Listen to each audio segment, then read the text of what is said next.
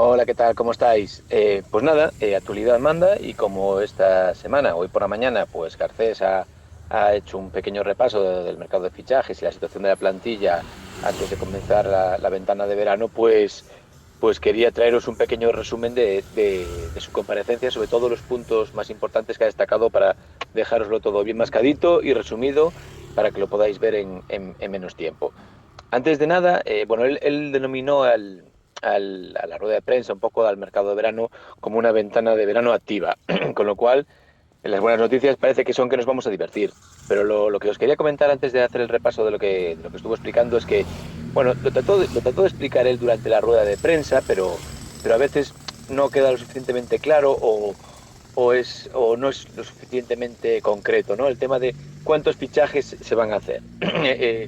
Él lo comentó y yo también me gustaría explicarlo porque no es tan intuitivo que alguien diga, pues van a entrar cinco y van a salir siete, van a entrar cuatro, van a salir seis. Lo trató de explicar y yo también os lo explico, es que quien diga que va a haber un número fijo de entradas y salidas, o se está mintiendo o no se está mintiendo, porque el mercado es muy complejo y depende de muchas situaciones, de muchas variables.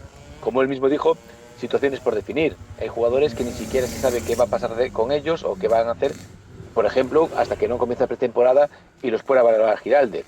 Luego puede haber casos que un jugador te interesa mucho, te parece que tienes ese puesto cubierto, pero llega un representante, llega una oferta de un club, llega una petición del jugador y te rompe todos los esquemas. Entonces, un poco fue, en líneas generales, lo que se pudo destilar principalmente de la rueda de prensa que hoy ha dado. Él mismo se excusó diciendo que no podía dar muchas más respuestas porque realmente aún estamos a principio y está muchas situaciones por definir. ¿Vale? Entonces, si en este resumen que yo os hago echáis en falta algún jugador o no veis que hable de alguien en concreto, a lo mejor no es porque no se haya hablado, sino porque lo que se ha hablado no ha sido suficiente o no ha tenido el suficiente peso para que yo lo comente. Lo digo principalmente por Larsen, que todos estaréis pendientes que dijo, y lo único que ya os puedo adelantar, por si no queréis ver el resto del tocho que voy a soltar, aunque no va a ser muy largo, del resumen, lo único que dijo reseñable respecto a Larsen es que él no está obligado a hacer ninguna venta específica en verano y mucho menos antes del 30 de junio. Con lo cual, a partir de ahí, pues las puertas, las teorías quedan todas abiertas. Lo que yo sí que os puedo decir, y es mi opinión y un poco lo que intuyo, por un poco sondeando los agentes en torno al club, es que Larsen la idea es venderlo.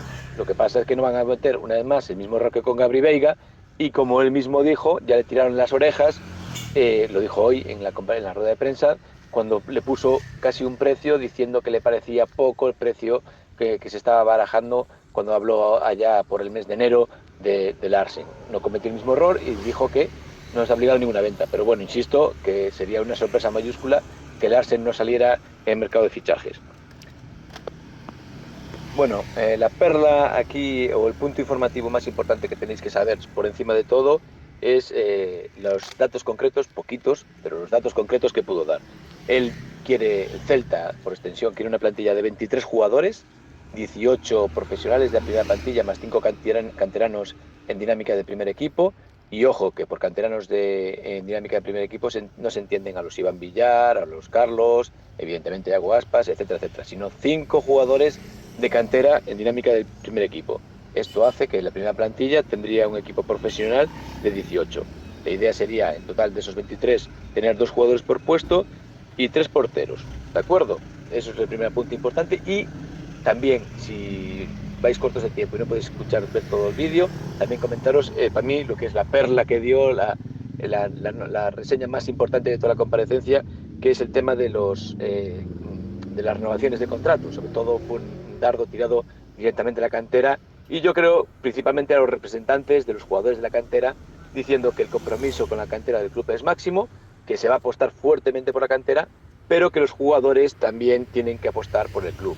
Esto es un mensaje, bueno, ni siquiera hay que leer entre líneas, aunque luego matizó un poco más, porque los periodistas le insistieron y tal, matizó un poco con el tema de los representantes, pero bueno, no hacía falta decirlo, se entiende.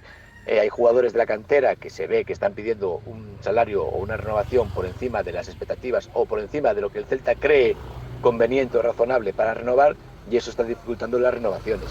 Hasta el punto que el Celta ha tenido que lanzar este mensaje al aire, a ver cómo le sale, de que si nosotros apostamos por ellos, ellos también tienen que apostar por nosotros porque estamos hablando de dar el salto al primer equipo a un escaparate muy importante a jugadores que son de primera red y que por lo tanto ellos también tienen que ceder un poquito en ese aspecto.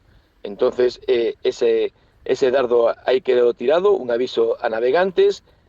No van a aumentar la inflación del club, utilizó este término, ¿de acuerdo? El de inflación, pagando salarios supuestamente por encima de lo que se debería pagar de forma razonable, porque si no, luego se generaría una espiral de renovaciones que haría que pondría en estabilidad incluso el propio proyecto de la cantera o la propia viabilidad de los jugadores que suben si lo hacen con contratos tan elevados.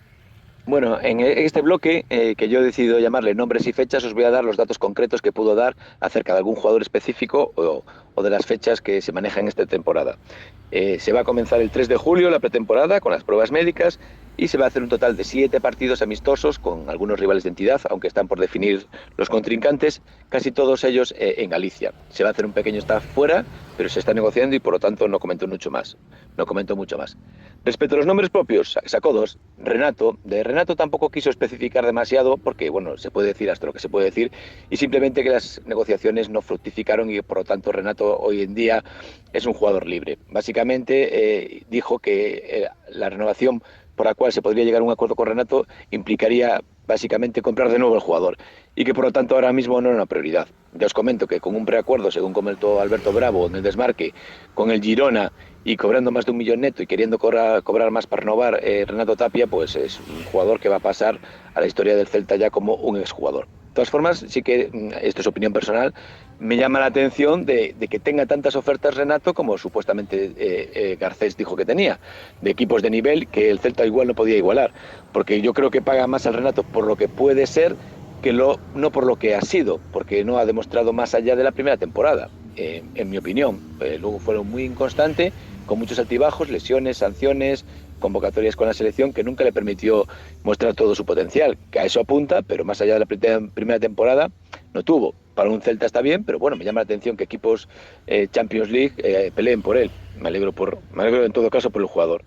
Y luego también comentó el tema de Kevin, un jugador que se da por hecho que iba a salir y que el propio Garcés reconoció su sorpresa cuando no hay nada dicho, no hay nada definido, Kevin tiene su futuro por decidir, le resta un año de contrato y, esto es opinión una vez más, aunque sea muy impopular, yo mantengo que un jugador del tipo Kevin, no te estoy hablando de 10, ¿no? Del jugador tipo Kevin, capitán, implicado, capaz de establecer un nexo entre la plantilla y la directiva, con posibilidades de un futuro en el Celta, como pues gestionando algún tipo de área de trabajo, es muy necesaria. No solo juegan 11 en el campo, están los que entrenan por detrás y aprietan a los que juegan, están los que gestionan, están los que crean que haya un buen ambiente. Y de verdad, creerme, eso es tan importante en un vestuario como marcar un gol a veces, o incluso más, aunque no se valore. No estoy hablando de tener a 10 personas así, pero una figura de este estilo es muy importante en una dinámica de equipo. Y prescindir de él con un contrato que pueda tener Kevin, realmente creo que sería un lujo innecesario que el Celta no debería de asumir. Otra cosa es, claro, que el jugador quiera marchar para crecer y tener minutos, pero en no ser así, yo nunca jamás prescindiría de Kevin. Bueno, y ya para ir cerrando, si no mi corresponsal en Bali me va a ir mandando a freír churros, los últimos apuntes. Garcés apuntó que seríamos, las ideas es que estemos en el 10º presupuesto al límite salarial, una vez más, sin obligación de fichar, de vender antes del 30 de junio, sin obligación tampoco de hacer ninguna venta en concreto, aunque bueno, insisto, no apostéis vuestro dinero a ello porque se va a vender, que el dinero va a estar en el césped. Y por apuntar el interés, aunque dijo que no podía ser más específico, porque si no, evidentemente, encarecería el coste de las operaciones, sí habló de que hay un interés en Iker Losada y que es un jugador que interesa mucho en Vigo. También es cierto que sorprende un poco la idea que comentó para finalizar, que dijo que no valoraría, que no habría mucho cambio entre que el Celta Fortuna subiera a segunda o que no subiera. Aquí no estamos de acuerdo, nos sorprende un poco porque una subida del segundo equipo a la segunda división profesional implicaría primero el temido efecto desbandada, que si no lo sabéis ya os comento yo, que hay mucho miedo a que muchos de los jugadores que están en el filial, ante su excelente temporada y ese gran escaparate que es el Fortuna, puedan coger las maletas y marcharse. Y también muchos jugadores cedidos que a lo mejor no sabemos ahora dónde poder colocar, pues estoy pensando así a bote pronto en un Fontán, un Carreira, un Lobete, pues a lo mejor tener un filial en el B, creo que puedes mandar, y los jugadores que tengan pues esa salida que podrían aceptar a diferencia de un primera ref. Entonces me sorprende que diga que no hay un cambio demasiado grande si si promocionan, porque incluso más a nivel de los presupuestos, pues un equipo en segunda división, creo que de entrada ya son unos cuantos millones de euros los que te paga la televisión por estar en segunda, por no hablar de taquillas, de equipos históricos que puedan visitar Balaídos. Pero bueno, eso quedó ahí, y también pues el comentario al Celta Gran Peña, sobre el cual dice que va a ser un aterrizaje suave y que van a seguir teniendo convenios de colaboración con este equipo a lo largo del año que viene, y de forma gradual ir desprendiéndose de la marca, entre comillas, Gran Peña. Hasta ahora es lo que os puedo contar, y lo que sea, y los nombres propios que vayan saliendo, pues en los próximos días podemos hacer un repaso línea por línea de toda la plantilla para ver cómo está la situación, posibles salidas, llegadas, rumores que hay, y espero que os guste. Ya os iré contando. Hoy me limito a la rueda de prensa de Garcés. Si tenéis alguna duda o alguna pregunta, podéis aprovechar por aquí o por Twitter. Encantado de responder. Venga, un saludo y buena tarde.